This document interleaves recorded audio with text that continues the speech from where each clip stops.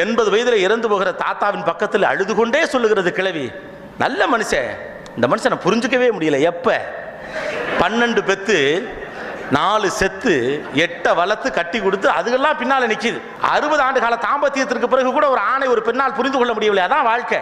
அவளை என்னால் புரிந்து கொள்ளவே முடியவில்லை என்று நண்பர்கள் குடும்பத்தில் இன்னமும் பேசுறீங்களே. 10 ஆண்டுகளாக பாதுகாப்பு இல்லைன்னு ஒருத்தர் பயந்து வாழ்றாரு. எப்படி? வாய் ஒரு பெண்ணாய் உங்களால் புரிந்து கொள்ளவே முடியவில்லை. 3 வயது பிள்ளை உங்களை புரிந்து கொள்ளவில்லை என்று நீங்கள் எப்படி கேள்வி கேட்பீர்கள்? என்ன நியாயம் இருக்கிறது? உங்களையே நம்பி வந்து என்று நீங்கள் சொல்லக்கூடிய உங்கள் கணவனால் உங்களை புரிந்து கொள்ள முடியவில்லை. 20 ஆண்டு கால தாம்பத்தியத்திற்கு பிறகு கூட எதற்கு அவருக்கு கோபம் வரும், எது அவருக்கு பிடிக்கும், எது அவருக்கு பிடிக்காதுன்னு புரியவில்லை. ஒரு நாளைக்கு ஒன்று பேசுவான் அந்த மனுஷன் சொல்றீங்க. இவர் நிலை கொள்ளாமையோடு எப்போதுமே இருக்கிறார், இவளை புரிஞ்சுக்கவே முடியாது என்று உங்கள் நண்பர்கள் வட்டாரத்திலே மனைவி பற்றி வருத்தப்படுகிறீர்கள். ஆண்கள் உங்களையே நம்பி வந்து உங்க பொண்டாட்டி உங்களால புரிஞ்சுக்க முடியல. அவர் தான் வாழ்க்கையை நம்பி வந்தீங்க, உங்களால உங்க புருஷனை புரிஞ்சுக்க முடியல. 3 வயசுல ஒரு புள்ள உங்களை புரிஞ்சுக்கணுமா? புத்தனையா பெத்தீங்க? புள்ளைய தானே பெத்தீங்க.